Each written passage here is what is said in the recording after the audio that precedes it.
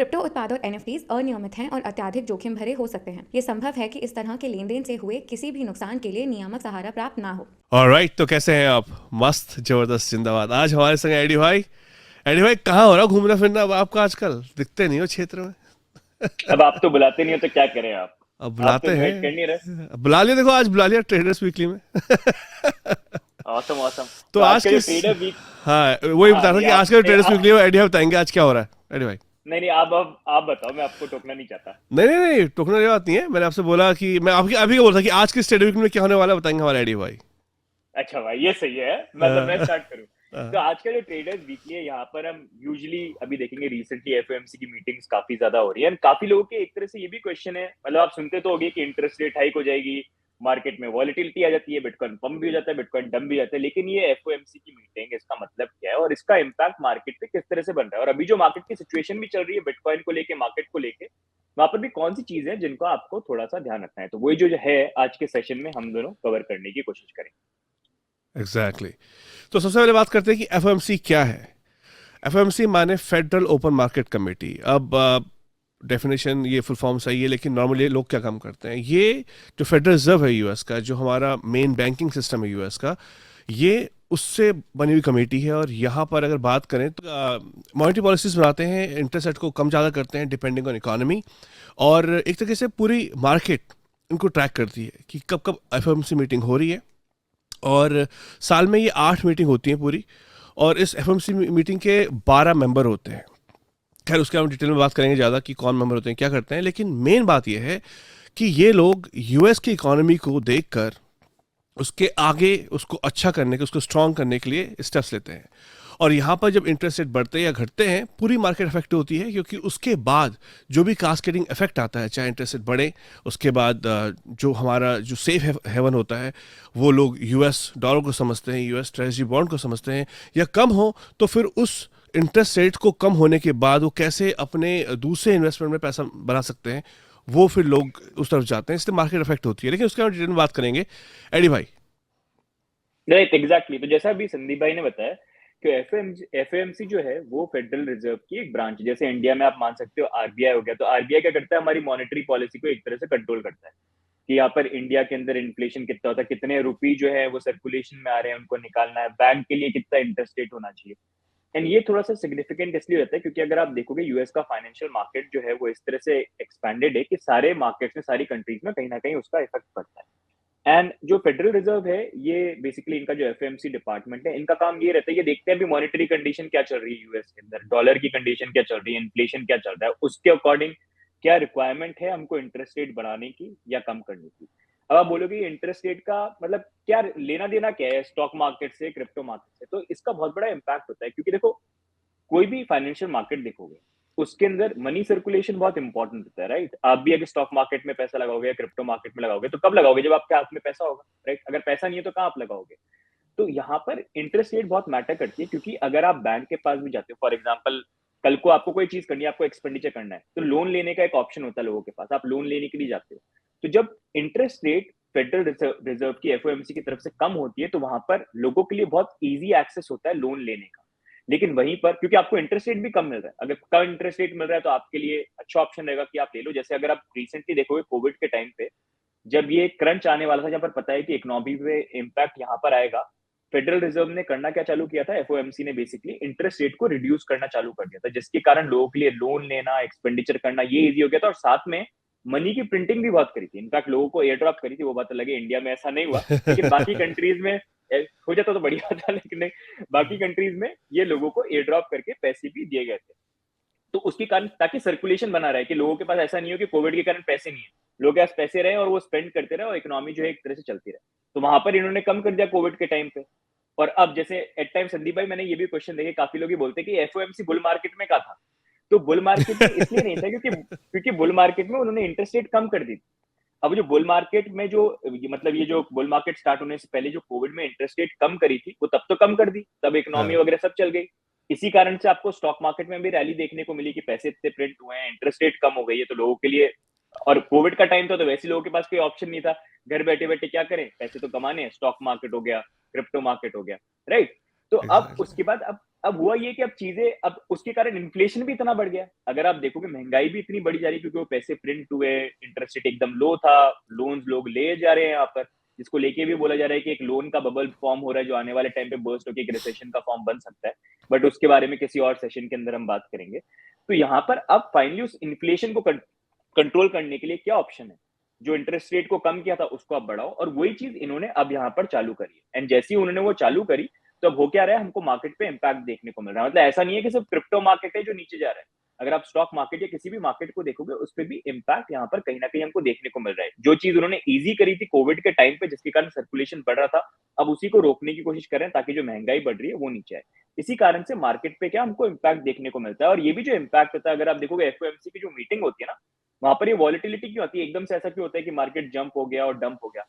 क्योंकि अगर आप देखो क्रिप्टो मार्केट, स्टॉक मार्केट, लोग स्पेकुलेट करते हैं कि मीटिंग होगी तो शायद हो सकता है मार्केट में हमको प्राइस का जंप देखने को मिल जाए। शायद इतनी इंटरेस्ट रेट का वो बोलेंगे कि बढ़ा देंगे इतने से, शायद इतने से बोलेंगे। तो लोगों के अलग अलग स्पेकुलेशन होते हैं, और उसके अकॉर्डिंग अगर आप देखोगे जब भी ये मीटिंग चलती है, तो नॉर्मली जब ये, जैसे भी संदीप भाई ने बताया कि 8 मीटिंग होती है, और 8 मीटिंग के बाद ये आके बताते हैं कि कितनी इंटरेस्ट रेट हम यहाँ पर बढ़ा रहे हैं। तो अगर वो उन्होंने इंटरेस्ट रेट बढ़ाने का जब बताया, तो लोगों की जो एक्सपेक्टेशन है उसके अकॉर्डिंग थोड़ी सी वॉलिटिलिटी देखने को मिलती है। लोग बुलिश है, बेरिश है, उसके अकॉर्डिंग मूवमेंट रहता है। एट टाइम्स पंप भी होता है, डंप भी होता है, डंप भी होता है, पंप भी रहता है। लॉन्ग शॉर्ट सारे के सारे लिक्विडेट हो जाते हैं। एंड फिर उसके बाद इनकी जो प्रेस कॉन्फ्रेंस होती है, वहां पर भी बेस्ड ऑन अगर आप देखोगे उनकी जो स्टेटमेंट है, हमको मार्केट में वॉलिटिलिटी देखने को मिलती है। तो ये एक चीज है जिसका इम्पैक्ट अभी यहाँ पर पड़ रहा है, क्योंकि जैसे कोविड के टाइम पे जब इंटरेस्ट रेट को रिड्यूस किया था, उसका काफी पॉजिटिव इम्पैक्ट हमको मार्केट पे देखने को मिला था। अब उसका ऑपोजिट वो कर रहे हैं। तो क्योंकि डॉलर जो एक तरह से स्ट्रेंथन हो रहा है यहाँ पर, जिस तरह से वो इंटरेस्ट रेट को बढ़ा रहे हैं, आप देख सकते हो। बाकी अभी आज के डेट में अगर आप यूरो को देख लो, पाउंड देख लो, जो डॉलर से एक्सपेंसिव था, आज के डेट में डॉलर के आसपास ही यहाँ पर आ गया। पाउंड तो इनफैक्ट नीचे आ गया। तो वो, तो उसी का जो इम्पैक्ट है, जब पूरी इकोनॉमिक कंडीशंस थोड़ी सी अभी ऐसी बनी हुई है, जिसके कारण ये जो मीटिंग्स हैं, इनका इम्पैक्ट जो हमको मार्केट में कहीं ना कहीं देखने को मिला। तो आई होप इससे थोड़ा सा जो आपको आइडिया है यहाँ पर मिला होगा। What do you think Sandeep भाई, आपको कुछ नहीं, ऐड करना है बिल्कुल इसमें? बिल्कुल सही। और आप में से बहुत सारे लोग पूछ सकते हैं कि इंटरेस्ट रेट कम होने से मार्केट में से फॉर एग्जांपल बुल रन क्यों आ सकता है या मार्केट ऊपर क्यों आ सकती है। तो सिंपल सा फंडा डी भाई ने बताया, जब इंटरेस्ट रेट कम होगा तो आपकी बोरोइंग पावर बढ़ जाएगी। मतलब कम इंटरेस्ट रेट है तो आप ज़्यादा पैसा उठा लोगे। अब उस ज़्यादा पैसे को उठा के आप घर ले लो, स्टॉक्स में इन्वेस्ट कर दो। मैं नहीं कह रहा कि लोन लेके करो, पर मैं एक बात बोल रहा हूँ कि जब पैसे का फ्लो, जब लिक्विडिटी मार्केट में बढ़ जाती है कम इंटरेस्ट के कारण, जो कि कोविड के टाइम पे हुआ था या इंटरेस्ट रेट बढ़ने से पहले हुआ था, इंटरेस्ट रेट कम थे, तो उस टाइम पे पैसा अत्था आ गया था मार्केट में काइंड ऑफ। तो उसको आप कहीं भी यूज कर रहे हो, स्टॉक्स में डाल रहे हो, बिटकॉइन में डाल रहे हो, तो उससे क्या हुआ कि हर चीज का जैसे महंगाई बढ़ गई। क्योंकि अब क्या है, डिमांड तो है बहुत ज्यादा, सप्लाई कम हो रही, क्योंकि आप पैसे लगा दे रहे हो ना हर जगह। पैसे आपके पास आए, आपने पैसा इन्वेस्ट किया, तो इससे क्या हो गया, अब धीरे धीरे इन्फ्लेशन बढ़ गया, क्योंकि अब आपके पास डिमांड ही डिमांड है, सप्लाई कम हो रही है, पैसा कम, पैसा पैसा मार्केट में आ ही जा रहा है। पैसा मार्केट में आ जा रहा है। तो उसको रोके कैसे? अब इसको रोकने के लिए इंटरेस्ट रेट बढ़ा दो। अब जब इंटरेस्ट रेट बढ़ गया, तो अब लोन लेने वाले भी 100 बार सोचेंगे, यार पहले मुझे 1% में इंटरेस्ट मिलता, 1% इंटरेस्ट में लोन मिलता था, आज वो 6% हो गया है, तो यार मैं इससे लोन कहाँ से दूंगा? लेना नहीं चाहिए। अब जब पैसा ही नहीं ले रहे हैं लोग, तो वो लगाएंगे कहाँ? अब इसको समझना है साइकिल कैसी है। जब एग्जाम्पल एक लेते हैं घर का, जब इंटरेस्ट रेट कम था, आपने घर लिया, तो घर ऐसा तो नहीं कि मैंने ऐसे हवा में चुटकी बजाई घर आ गया, आपने खरीद लिया। उसके पीछे कितनी सारी इंडस्ट्री है, लंबर की, लकड़ी की इंडस्ट्री है, इंडिया में बोलते हो मार्बल की इंडस्ट्री है, सीमेंट की इंडस्ट्री है, मजदूर हैं, और बाकी बहुत सारे लोग हैं जो उस पूरी चेन में, ये जिसको हम क्या बोलते हैं एक तरीके से पूरा एंड टू एंड जो साइकिल होती है उसमें इन्वॉल्व है, तो उन सबको पैसा मिल रहा है। अब जब इंटरेस्ट रेट बढ़ गया, तो जब लोग खर्चा कम करेंगे, जैसे होता क्या है, जब इंटरेस्ट रेट बढ़ता है तो लोग अनवांटेड सर्विस को हटाना शुरू करते हैं, और सबसे लास्ट में यहाँ पे फिर नेटफ्लिक्स आता है, उसके बाद बाकी चीज़ें, लेकिन सबसे पहले जो भी आपने बेफालतू के सब्सक्रिप्शन नहीं हटाएंगे। लेकिन जब इंटरेस्ट रेट बढ़ेगा, तो अब आप घर कम खरीदोगे या बाकी चीज़ें कम खरीदोगे, तो वो पूरी इंडस्ट्री इंपैक्ट हो जाएगी, जो पूरी उसकी सप्लाई चेन है वो पूरी की पूरी इंपैक्ट हो जाएगी। समझ रहे हो? तो इसलिए स्टॉक मार्केट में की प्राइस कम होते हैं, इसलिए बिटकॉइन के प्राइस भी कम होते हैं। होना क्या चाहिए था, और फिर स्टॉक यहाँ पे यूएस क्यों बढ़ता है, अब समझना, ये दो टू एज सोर्ड है, ठीक है। यूएस ने इंटरेस्ट रेट बढ़ाए। अब अगर आप डिपॉजिट करोगे यूएस बॉन्ड्स में या सेविंग्स अकाउंट में, तो आपको इंटरेस्ट रेट भी ज़्यादा मिलेगा। अब यहाँ पर हम नॉर्मली बोलते हैं कि bitcoin is a hedge against inflation, लेकिन जब लोग ये देख रहे हैं कि मुझे स्टेबल पैसा मिल रहा है यूएस डॉलर में लगा के, अगर मैं गवर्नमेंट बॉन्ड खरीद लूँ तो अभी गवर्नमेंट जो भी एग्जांपल मान लो 6% 5% जो भी इंटरेस्ट है वो मुझे गवर्नमेंट से मिल रहा है, तो फिर मैं रिस्की एसेट्स में इन्वेस्ट क्यों करूँ? बात समझ रहे हो? तो जिस टाइम पे इंटरेस्ट रेट कम हो और बाहर से मतलब इंटरेस्ट रेट कम हो, पैसा ज़्यादा हो मार्केट में, तो थोड़ा बहुत आदमी रिस्क ले सकता है, बिटकॉइन में इन्वेस्ट कर सकता है और जगह इन्वेस्ट कर सकता है। लेकिन अगर यूएस की गवर्नमेंट ही आपको ज़्यादा पैसा दे रही है इंटरेस्ट में, तो नॉर्मली लोग वहाँ लगाते हैं। तो इससे कौन क्या स्ट्रांग होगा? जैसे आईडी भाई ने बोला अभी, इससे यूएस डॉलर स्ट्रांग होगा, वही हो रहा है अभी। तो ये पूरा कॉन्सेप्ट था एफएमसी मीटिंग का इम्पैक्ट। और ये सारे के सारे इंटरेस्ट रेट कहाँ पे डिस्कस होते हैं? एफएमसी मीटिंग में, जो कि साल में 8 बार होती है, नॉर्मली 6 वीक में एक बार होती है ये। तो और एक चीज ये भी ध्यान रखना कि डॉलर जो है वर्ल्ड रिजर्व करेंसी है अभी। इनफैक्ट अभी जो एक्चुअल डॉलर सर्कुलेशन के अंदर जितने यूएस में फ्लो नहीं होते उससे ज्यादा यूएस के बाहर कंट्रीज में फ्लो होते हैं। तो इसके ऊपर आप लोगों के लिए वीडियो बना रखा है हमने, मतलब ये पूरा एक्सप्लेन करके कैसे रिसेशन बनता है, इंटरेस्ट रेट कैसे बढ़ने डिक्रीज होने में इम्पैक्ट आता है। तो आप डेफिनेटली चेकआउट कर सकते हो हमारे चैनल पे if you want to learn more about it. लेकिन ये थोड़ी इकोनॉमिक कंडीशन जो है ना, इन पे ये चीजें बहुत ज्यादा मैटर करती हैं, इंपॉर्टेंट है। देखिए अगर आप फाइनेंशियल मार्केट के अंदर हैं, अगर आप इन्वेस्टमेंट करते हैं, तो ये सारी चीजों के साथ भी अपडेटेड रहना और उसको समझना, क्योंकि अगर आप इन चीजों के समझोगे तो आपको इम्पैक्ट जो है इसका धीरे धीरे समझ में आने लग जाएगा। एग्जैक्टली और नॉर्मली फिर यहाँ पे लोग बोलते हैं कि ट्रेडिंग कैसे की जाए। देखो ये बहुत अच्छा एक ट्रेडिंग इवेंट हो सकता है अगर आप मजे हुए खिलाड़ी हो ट्रेडिंग में। मतलब आप क्या कर सकते हो, लॉन्ग शॉट दोनों ओपन कर सकते हो अगर चाहो, और अगर आप रिस्क मैनेजमेंट कर रहे हो अपना। नहीं तो इनके आसपास ट्रेडिंग इवेंट ज़्यादा अच्छे होते हैं कंपेयर टू उस दिन जिस दिन ये मीटिंग हो रही है, क्योंकि उस दिन वॉलेटिलिटी बहुत ज़्यादा होती है। तो आप चाहो तो दोनों जगह खेल सकते हो, लेकिन अगर आपने लेवरेज बहुत ज़्यादा लिया है तो फिर आप रेक्ट हो सकते हो। तो इसको समझने के लिए कि आप यहाँ पे ट्रेड कैसे करें, आपको प्रीवियस जो जब भी एफएमसी मीटिंग्स हुई हैं तब का चार्ट कंपेयर करना पड़ेगा। लेकिन एक बात मैं देखी है एडी भाई, ये आप भी बताना मुझे, मैंने कोई ट्रेंड फाइंड नहीं किया। वॉलेटिलिटी फाइंड की फॉर श्योर, 15 मिनट में आधे घंटे में वॉलेटिलिटी फाइंड की, मतलब 1000-2000 बिटकॉइन या उससे भी ज़्यादा ऊपर नीचे हो गया, लेकिन ट्रेंड कोई नहीं है। ऐसा नहीं कि मीटिंग के बाद ऊपर ही जाएगा या नीचे ही आएगा। आपने कोई ट्रेंड फाइंड किया वैसे? राइट। तो इसके ऊपर मैंने एक डिटेल्ड है ना संदीप भाई वीडियो भी बनाया था, और मैं एक हाँ ट्वीट आपसे अभी शेयर करूंगा, अगर आप स्क्रीन पे शो कर पाओ। मैं ये प्राइवेट चैट पे आपको सेंड कर रहा हूँ। श्योर। तो ये बेसिकली ये देखने के लिए, क्योंकि हम स्पेकुलेट तो कर लेते हैं कि यार शायद पंप आ जाएगा, डंप आ जाएगा, लेकिन एक्चुअल में जब हमारे, क्योंकि अभी ऐसा तो नहीं है कि इंटरेस्ट रेट अभी राइज कर रहे हैं, अभी 4-5 इवेंट ऑलरेडी हो चुके हैं। तो मैं ये देख रहा था कि जब एक्चुअल में इनकी मीटिंग्स होती हैं जो 11:30 PM रात का अपना इंडियन टाइम हो जाता है, तो उस टाइम पे मार्केट पे किस तरह से रिएक्शन है। एक तो ये होता है कि कितना एक्सपेक्टेड इंटरेस्ट रेट राइज होगा, जो लोग एक्सपेक्ट कर रहे हैं कि भाई इतना इंटरेस्ट रेट राइज करेंगे, और एक्चुअल जो अनाउंस करते हैं वो कितना आया है। तो जब सेम आया है तो उस पर क्या रिएक्शन हुआ है, जब ज्यादा आया उस पर क्या रिएक्शन, और जब कम आया उस पर क्या रिएक्शन है। तो उसी का अगर आपको ये चार्ट दिखे, एक बार आप पुल अप करना संदीप भाई स्क्रीन पे। हाँ मैंने दिखा दिया, यहाँ पे ट्वीट है ये।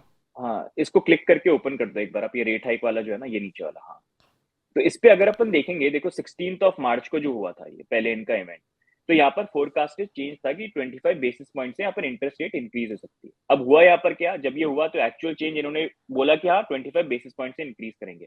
अब चार्ट्स पे जब देखा तो यहाँ पर हुआ ये कि 3.31% का तो डंप हमको 11:30 बजे के करीब ही देखने को मिल गया, जब मीटिंग ये चल रही थी। उसके बाद यहाँ पर हमको बड़ा पंप जो है प्राइस के अंदर देखने को मिला, जो कुछ दिनों तक चला था, लेकिन उसके बाद भी फिर प्राइस के अंदर करेक्शन आ गया। तो अगर आप देखोगे डंप भी हो गया और पंप भी यहाँ पर हो गया।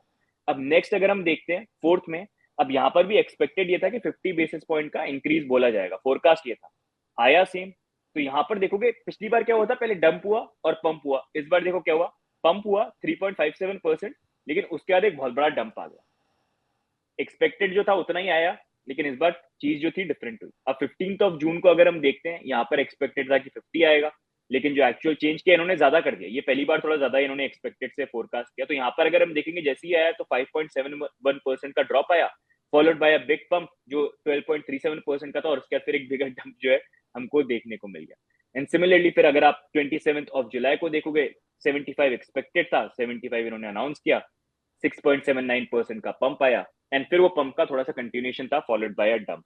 तो एक्चुअल में अगर हम इन नंबर्स को देखते हैं तो कोरिलेशन तो कहीं पर भी नहीं दिखता, राइट। तो आई थिंक एफओएमसी की जो मीटिंग है ना, उस टाइम पे इट इज बेटर कि आप ये चीज ध्यान रखो कि प्राइस का अगर मूवमेंट आता है तो दोनों तरफ का हो सकता है, और लिक्विडेशन भी दोनों तरफ के हो सकते हैं, मार्केट का मूवमेंट। तो यहाँ पर I think it is always better कि अगर आप ट्रेड प्लान कर रहे हो तो अपना प्रॉपर रिस्क मैनेजमेंट और सारी चीजों को देख के कैलकुलेट करके करो, क्योंकि कोरिलेशन तो अभी तक तो स्टैट्स आपके सामने है, आप खुद भी देख सकते हैं चार्ट के अंदर, एंड यू कैन एनालाइज। अगर दिखते तो वी वुड हैव शेयर्ड, लेकिन अभी तक तो हमको वो कोई कोरिलेशन दिखा नहीं है। एग्जैक्टली। तो वही नाइस थिंग यार एडी भाई, ये जो है ना, अब हम चार्ट्स भी खोल के कर सकते हैं बिटकॉइन का टीएस को लेकर, लेकिन जैसे एडी भाई ने उस पूरे चार्ट की जो समरी है बिटकॉइन वॉलेटिलिटी में डाल दी, तो जो उसका फोर्थ रो है इस चीज़ की, तो पहली meeting date, forecasted change, actual change और बिटकॉइन वॉलेटिलिटी, ये हमारे लिए इंपॉर्टेंट होता है।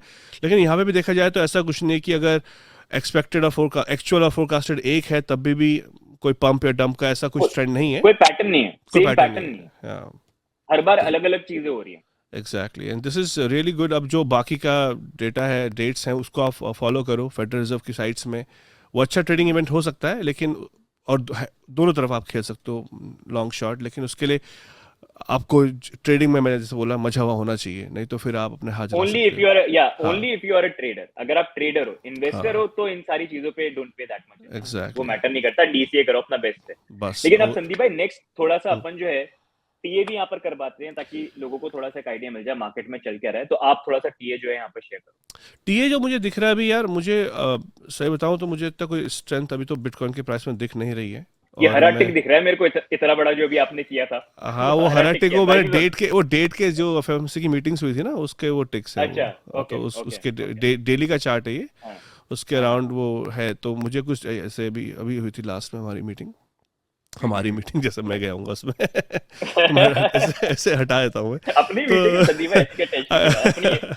यहाँ पे थोड़ा देखो, जो आप बोल रहे पंप दिखा था जुलाई के हाँ उसमें फिर ऐसे, लेकिन मैं कुछ नहीं देख रहा, मैं बड़ा बिटकॉइन में मैं ट्रेड ले भी नहीं रहा अभी ज़्यादा। मेरा बस एक है कि अगर ये जो अपना 23,500 के आसपास का रेजिस्टेंस टूटता है, और ऐसा नहीं कि जैसे देखो रेजिस्टेंस टूटने का मतलब मेरे को भाई ऐसी स्ट्रॉन्ग कैंडल चाहिए, फिर इसके ऊपर सपोर्ट कंफर्मेशन चाहिए, तो फिर मैं लॉन्ग का देखूंगा टुवर्ड्स ये जो ऊपर का हमारा एरिया है 29,000 28,000 का। लेकिन अगर ऐसी विक्स, ये और डेली का चार्ट है बाय द वे, अगर ऐसी विक्स बनती है ऊपर की तरफ तो रिएक्शन दिखा रहा है साफ, है ना, मैंने वॉल्यूम को खोला भी नहीं नीचे भी, तो फिर मैं नहीं करूंगा। या फिर ये जो अपना सपोर्ट है ये टूटे नीचे को, इनफैक्ट जो रेंज को प्ले करते हैं वो कर सकते हैं कि ठीक है हम यहाँ से ऐसे, ये नीचे सपोर्ट है, फिर यहाँ से ऊपर का रेजिस्टेंस है, तो हम यहाँ पे लॉन्ग करेंगे, यहाँ पे शॉर्ट करेंगे। लेकिन मैं नहीं खेल रहा इसको ऐसे, मुझे लग रहा है कुछ बड़ा प्ले होने वाला है। और वैसे भी एक बॉटम देखना मेरे हिसाब से बाकी है, जिसको हम, जैसे वो 19,000 समथिंग के बाद 3,000 समथिंग आ गया था बिटकॉइन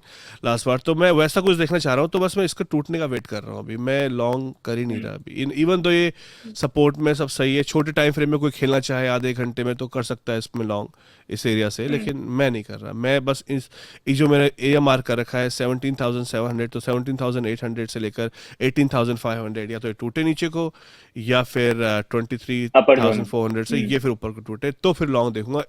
मैं यहाँ से भी शॉर्ट के देख रहा हूँ, मैं इसके टूटने के बाद भी शॉर्ट देख रहा हूँ। मेरा पर्सनल पर्सपेक्टिव। अगेन ट्रेडिंग जैसे आपको पता है डी भाई, एक टाइम पे आपका परसेप्शन अलग हो सकता है, मेरा परसेप्शन अलग हो सकता है, और दोनों सही हो सकते हैं। जैसे मैं देख रहा हूँ कि मैं यहाँ से शॉर्ट देख रहा हूँ, मान लो मैं यहाँ से ना, मैं यहाँ से इस वक्त टूटेगा शॉर्ट देखूंगा मैं, आप देख रहे हो नहीं यार मुझे लगता है कि ये अभी रेंज कर रहा है तो ऊपर टूटेगा तो मैं लॉन्ग कर लूंगा, वो भी ठीक है। आप भी सही हो सकते हो अगर ऊपर टूट गया, क्योंकि मेरा तो ट्रेड वहाँ पे है नहीं। अगर नीचे टूट गया शॉर्ट का ट्रेड, मैं शॉर्ट ले रहा हूँ, आप ऊपर टूटने का वेट कर रहे हो उसका, मैं नीचे टूटने का वेट कर रहा हूँ। तो दोनों पर्सपेक्टिव सही हो सकते हैं ट्रेडिंग में, इसलिए अपना खुद का एक्सपीरियंस काम आता है कि आप कहाँ पे ट्रेड कर सकते हैं। प्राइड भाई आप क्या बोलना चाहोगे इसमें? हाँ मतलब यही बेसिकली संदीप भाई ने बड़ा अच्छा पॉइंट बोला। अब जैसे इसमें दो चीज और ऐड कर देता हूँ। संदीप भाई ने जो पॉइंट बना रखे हैं ना, जो सपोर्ट के आप देख सकते हो, जो 17,500 है आई थिंक, नीचे ग्रीन वाला जो है, हाँ ये तो यहाँ पर 7,800 के आसपास। तो यहाँ पर अगर आप देखोगे ना, एक बहुत क्रूशियल चीज है जो बिटकॉइन का बॉटम कंफर्म करने के लिए काफी इंपॉर्टेंट रही है, लेकिन इस बार चीजें थोड़ी सी डिफरेंट हो रही है, जिसके अकॉर्डिंग अगर आप देखोगे 300 वीकली मूविंग एवरेज जो है वो भी इसी जोन के आसपास अभी यहाँ पर बैठा है वीकली चार्ट के अंदर। अच्छा अगर लगा दो, मैं लगाया 300, लेकिन हाँ नीचे होगा क्योंकि ये 200 है। हाँ लगा दो ताकि लोगों को भी दिख जाए। एंड जो अपर पॉइंट है जो उनका $23,500 है, अगर वहां पर देखोगे रेजिस्टेंस का पॉइंट तो बन ही रहा है, साथ में अगर आप देखोगे 200 वीकली मूविंग एवरेज भी यहाँ पर है। तो बिटकॉइन की प्राइस ना काफी टाइम से इन दोनों मूविंग एवरेज के बीच में अटकी हुई है, जहां पर एक जोन पे ब्रेक होना इंपॉर्टेंट है। अब वो ऊपर होता है नीचे होता है, वो थोड़ा सा इंपॉर्टेंट रहेगा देखना किस तरह से प्ले आउट करता है। आप ईएमए बोल रहे हो, मूविंग एवरेज बोल रहे हो? नहीं, मूविंग एवरेज। आप ईएमए के फैन हो? ये में मैं चल मूविंग जाता है। एवरेज का फैन हूँ। वो देखो ऐसा है, दोनों चल जाते हैं डिपेंडिंग ऑन ट्रेडिंग स्टाइल क्या है। तो ट्रू। वही है बस, एंड मास्टर किसी एक चीज को मास्टर करना इंपॉर्टेंट है, चाहे वो फिर आप ईएमए करो चाहे आप कुछ करो, राइट? तो एंड देखो ट्रेडिंग में हमेशा ना ये चीज इंपॉर्टेंट होती है, जैसे एट टाइम्स हम देखते हैं कि मतलब यार काफी लोग ये सोचते हैं कि चार्ट देखने से और लाइन बनाने से सब कुछ हो गया, ऐसा नहीं होता।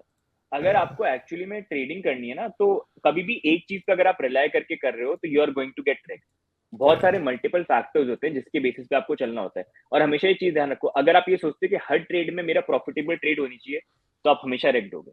आपको ये पता होना चाहिए कि मैं 10 ट्रेड लूंगा और उस 10 में से कुछ अगर मेरी विनिंग ट्रेड ऐसी हो जो मेरे लिए प्रॉफिटेबिलिटी यहाँ पर अच्छी लेके आ जाए, उस तरह से आपको एम करना चाहिए। बिकॉज किसी की भी यहाँ पर 100% ट्रेड जो है कभी बेटर मतलब अच्छी नहीं रहती।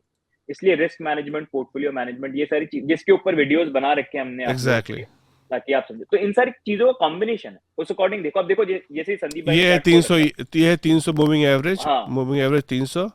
तो हाँ ये एग्जैक्टली बैठा हुआ है 17,598, तो 17,600 के हाँ आसपास बैठा हुआ है। हाँ, 6-7 धीरे धीरे ऊपर हो जाएगा, देखते हैं अगले हफ्ते हाँ, तक। और 200 कहाँ पर है? 23,500, 200 लगाया आपने?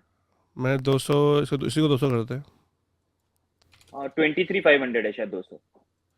तो हाँ 200 पर ही जा रहा है, हाँ तो ये देखो 23,500 वही। एकदम हाँ। तो ये तो अब देखो, अब यहाँ पर भी आपको भी ट्रेड के अकॉर्डिंग करना है, तो दो चीज कर सकते हो। एक तो जैसे संदीप भाई ने बताया कि देखो ये रेंज में चल रहा है, ऊपर जा रहा है नीचे जा रहा है, इसके बीच में आप ट्रेड कर सकते हो। स्टॉप लॉस शॉर्ट लॉन्ग करते हो, ऊपर नीचे लगा सकते हो। जोन आपको पता है, रेजिस्टेंस कहाँ पर है, सपोर्ट कहाँ पर है, उस अकॉर्डिंग। अगर 17,500 के नीचे ब्रेक हो गया, तो प्राइस जब ब्रेक करती है, वेट करो वो वापस ऊपर उसको टेस्ट करने आए। अगर आप ड्राइंग कर दो संदीप भाई वहां पर बताने के लिए इनको कैसे, कि ठीक नीचे है। ब्रेक करती है, ऊपर जब टेस्ट करने आए, तो आप वो शॉर्ट का पोजीशन देख सकते हो ऊपर स्टॉप लॉस लगा के। और हाँ, सिमिलरली वैसे ही अगर ऊपर की तरफ जाता है, तो रेजिस्टेंस ब्रेक हुआ और आके उसको जब सपोर्ट की तरह कंफर्म करे, तो लॉन्ग वाला वैसा। तो आपके ऊपर डिपेंड करता है कि आप किस तरह से देखना चाह रहे हो। हाँ संदीप भाई बता दो। हाँ ये जैसे कि ये वाला अगर ऐसा होता है रिजेक्शन, तो ये शॉर्ट वाला और स्टॉप लॉस ऊपर इसके लगा सकते हो, राइट। स्टॉप लॉस यहाँ पे कहीं पे। हाँ और ऊपर अगर गया, अगर ऊपर का रेजिस्टेंस ब्रेक हुआ, ये 23,500, वो भी दिखा दो एक बार इनको। हम्म। हम जैसे ये डेली में कर रहे हैं और ऐसे हाँ टूटा है, मतलब हाँ यहाँ से तो नहीं टूटेगा कह हाँ रहे, यहाँ से कहीं टूटेगा और फिर हाँ, ऐसे, और उसके या फिर और यहाँ पे सपोर्ट आए या कंफर्म। फिर यहाँ पे भी आ हाँ सकता है और फिर ऊपर। मतलब वो, पर हाँ विक नहीं वो बननी दिखा रहे हैं। चाहिए, विक।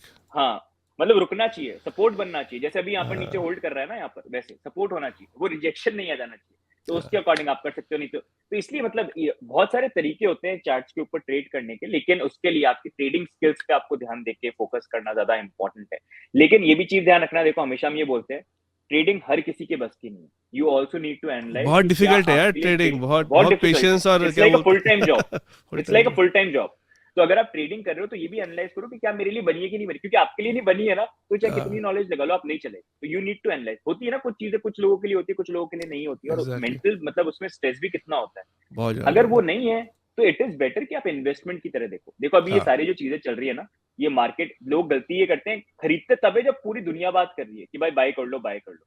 लेकिन जब ऐसा मार्केट चलता है, हर कोई डरता है टच करने के लिए। लेकिन जो स्मार्ट मनी होता है ना, वो इसी टाइम पे अपना डीसीए और प्रॉपर तरीके से इन्वेस्टमेंट मैनेज करते हैं, कि अपने 4-5 महीने का मतलब आप ये मान के चलो 2024 2025 रफ एक वर्स्ट के सिनेरियो में आइडिया लेके चलो, तो ज्यादा बेटर है। और तब तक आप डीसीए करके अपने एवरेज प्राइस दे सकते हो इन्वेस्टमेंट परस्पेक्टिव से। तो ये है। तो इनफैक्ट ये जो भी प्राइस का रेंज है, नीचे लेके चलो 10-12 हजार तक, डॉलर तक मान लो आप, उस तरह से, और राइट। और यहाँ उसके अकॉर्डिंग अपनी डीसीए पॉइंट देख लो। एग्जैक्टली जैसे जैसे अभी अभी जैसे आप अडी भाई ने बताया कि यहाँ पर अगर मैं अपने ईएमएस और मूविंग एवरेज को खोल दूँ, तो अराउंड 17,600 के आसपास एक इम्पॉर्टेंट जोन है। तो अगर आपको डीसीए करना है, डॉलर कॉस्ट एवरेज करना है, मतलब हम अगर मार्केट को स्पेकुलेट नहीं कर सकते या नहीं करना चाहते, तो इम्पॉर्टेंट जोन्स में जैसे वीकली 200 ईएमए में या मूविंग एवरेज में या वीकली 300 मूविंग एवरेज, जैसे ये है यहाँ पे डीसीए होना, जैसे या फिर लॉन्ग टर्म का देखा जाए तो अभी भी जहाँ पर है वहाँ पे आप डीसीए कर सकते हो। डीसीए हम्म मतलब अगर आपको $100 लगाने हैं, तो आपने बोला ठीक है, इस $100 को मैं 10 जगह तोड़ूंगा, 30,000 में एक बार हम्म तोड़ूंगा, 20,000 में एक बार इन्वेस्ट करूंगा बिटकॉइन में, फिर अगर 15-10,000 में तो करूंगा।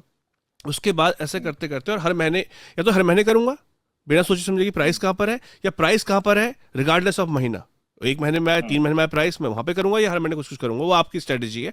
उसके बाद 3 साल 4 साल करने के बाद जो साइकिल है बिटकॉइन की, 4 साल 5 साल की, मैं बिटकॉइन हाविंग के 1-1.5 साल बाद की, तो मैं वहाँ पे अपना पैसा निकालूंगा। Again past performance is not a guarantee of the future performance, सही है ना, ये तो है, लेकिन फिर भी जिस हिसाब से रेयरिटी बढ़ती जा रही है, बिटकॉइन हाविंग बढ़ते जा मतलब बिटकॉइन में हाविंग में रिवॉर्ड कम होते जाते हैं, वैसे वैसे इसका जो इम्पैक्ट है प्राइस में वो पॉजिटिव होता है, और ये हमने हर बिटकॉइन हाविंग के बाद देखा है। तो ऐसे भी आप कर सकते राइट, एब्सोल्युटली। एंड देखो इंडियन यार इन्वेस्टमेंट में ना सबको चाहिए होते हैं शॉर्टकट, और मैं संदीप भाई ऐसे है कि हम आपको शॉर्टकट नहीं देंगे, हम आपको सेंसिबल रिकमेंडेशन देते हैं जिसमें हमको कई बार थोड़ा सुनना भी पड़ जाता है, लेकिन देखो इंडियन ठोकर खाने के बाद इंसान को कहीं ना कहीं समझ में आता है। तो हम तो ये कोशिश करते हैं कि आप लोग भी इन सारी चीजों को जल्दी समझो, क्योंकि वो आपके लिए बेटर रहेगा, नहीं तो वो आपकी पोर्टफोलियो जो है उसके लिए हानिकारक यहाँ पर रहने वाला है। तो आप भी अपनी इन्वेस्टमेंट स्ट्रैटेजी जो है ना, देखो सुनो कर सबकी, लेकिन करो खुद की, और खुद की रिसर्च करो, उस अकॉर्डिंग चीजों को प्लान करके करोगे तो ज्यादा बेटर रहेगा। एंड जैसे बताया डीसीए के लिए भी यू हैव डिफरेंट स्टाइल, आप कर सकते हो।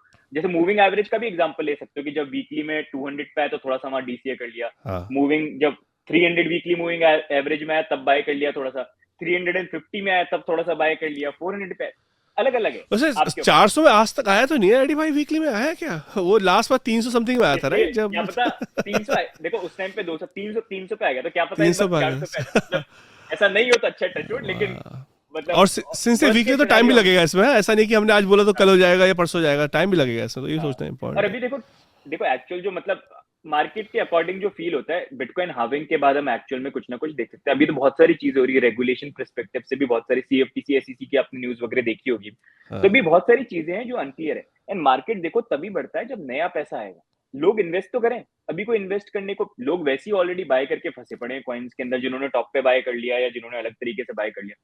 तो नया पैसा मार्केट में कब आएगा? तो लिक्विडिटी कब आएगी? लिक्विडिटी, हाँ लिक्विडिटी, जिस दिन लिक्विडिटी आनी चालू हो गई तब ऑटोमेटिकली आपको मार्केट पे जो इम्पैक्ट है वो देखने को मिल जाए। तो वही चीज है। तो तब तक मैंने एक स्क्रीन मैंने एक स्क्रीन शेयर किया यहाँ पे, ट्वीट की अपनी, मैं दिखाना चाहता हूँ इस चीज़ को। तो जैसे अभी हमने बात की थी ना बिटकॉइन की रेयरिटी की, तो ये जैसे बिटकॉइन हाविंग का एक चार्ट है। जब स्टार्टिंग में जेनेसिस जब हुआ था तो ब्लॉक रिवॉर्ड 50 बिटकॉइन का होता था, 2012 में जब हाविंग हुई तो 25 का हो गया, 2016 में 12.5 का, अभी जो 2020 की हाविंग हुई थी उसके बाद 6.25 बिटकॉइन मिलते हैं हर ब्लॉक में, राइट, एज अ रिवॉर्ड। और 2024 में हर ब्लॉक का रिवॉर्ड 3.125 हो जाएगा। ऐसे करते करते पूरा इस सेंचुरी उसके आगे का चार्ट है ये। तो एक टाइम पे ऐसा भी होगा जब एक सतोशी मिलेगा ब्लॉक रिवॉर्ड में, तो सोचो कि कितना रेयर हो जाएगा बिटकॉइन उसमें। और इसको ऐसा भी नहीं कि बढ़ा दिया, सप्लाई बढ़ा दी, ऐसा नहीं है इसमें। तो दिस इज वाई डीसीए या सेंसिबल इन्वेस्टमेंट बहुत इंपॉर्टेंट है, खासकर बिटकॉइन इथेरियम में। बाकी शिट कॉइन्स तो आपसे पहले भी बोलते हैं दूर रहो, कभी हमने बोला भी नहीं इनके बारे में, लेकिन एंड एक चीज ये ध्यान रखना है कि ये पता है, अभी जैसे अगर आपको क्वेश्चन ये होगा कि संदीप भाई ऐसे क्यों मतलब क्यों बोल रहे हैं हाविंग से क्या फर्क पड़ता है, क्योंकि इससे फर्क ये पड़ता है कि अभी जो बिटकॉइन के माइनर जो बिटकॉइन को माइन करते हैं उनकी जो कॉस्ट है ना, वो मतलब उनको अभी जितना वो पावर लगा रहे हैं और उसको करके एक बिटकॉइन पे यहाँ पर माइन कर रहे हैं, उसकी कॉस्ट डबल हो जाएगी। तो ऑटोमेटिकली अभी अगर आप देखोगे 10, 12, 13 हजार का जो रेंज है ना, वो एक एफिशिएंट माइनर की एक बिटकॉइन की माइन करने की कॉस्ट है। तो ये जब हाफिंग हो जाएगी तो वही यहाँ पर जो है 24-25 हजार डॉलर बन जाएगी। और तब अगर बिटकॉइन की प्राइस 10,000, 9,000, 12,000 चल रही है, तो आप समझ रहे हो कोई भी चीज को प्रोड्यूस करने का सेंस तभी होता है जब उसकी प्रोडक्शन कॉस्ट जो उससे ज्यादा मार्केट प्राइस कहीं ना या सेम प्राइस पे यहाँ पर चल रही है। तो एक बहुत बड़ा इंपॉर्टेंट फैक्टर है जो मे भी आने वाले दिनों में मैं और संदीप भाई फिर से आप लोग के साथ शेयर करेंगे। तो बहुत सारी चीजें हैं आप लोगों के लिए लेके आएंगे और आपसे शेयर करेंगे। वीकली में बहुत सारा स्टफ जो आप लोगों के लिए बहुत यार, हाँ ये I want to appreciate this. Coincidences में भले हम आके बोल रहे हैं बातें, लेकिन दिस इज वेरी इंपॉर्टेंट कि किसी एक्सचेंज ने इनिशिएटिव लिया, सबसे पहले लिया कि दे स्टार्ट ट्रेडर वीकली, जहाँ पर आपको हर तरीके से बताया जाए, ना कि सिर्फ सेंटीमेंट, ना कि सिर्फ टीए, फंडामेंटल्स, मतलब हर एक चीज़ का जो मिक्स है, एक अच्छा मिक्स है, वो आपके लिए डिफरेंट ट्रेडर्स की ओपिनियन से वो लेके आ रहे हैं। So really good, thank you so much Eddie भाई। बहुत अच्छा सेशन था मेरे हिसाब से। अगर आपको अच्छा लगा हो भाइयों बहनों तो प्लीज़ लाइक करना, सब्सक्राइब करना इस चैनल को, और ट्रेडर्स वीकली का वेट करना। बाकी एडी भाई क्लोजिंग नोट्स आपकी तरफ से कुछ? बस लाइक सब्सक्राइब कर दो सबको, संदीप भाई एक बीटीसी भेजेंगे। अरे मेरे को कमीशन दे देना बस सबके। Thank you so much, love you all, take care and be safe. हंस के टाल दिया हुआ, चलो bye bye, take care, bye bye. Crypto उत्पाद और एनएफटीज अनियमित हैं और अत्यधिक जोखिम भरे हो सकते हैं। ये संभव है कि इस तरह के लेन देन से हुए किसी भी नुकसान के लिए नियामक सहारा प्राप्त ना हो।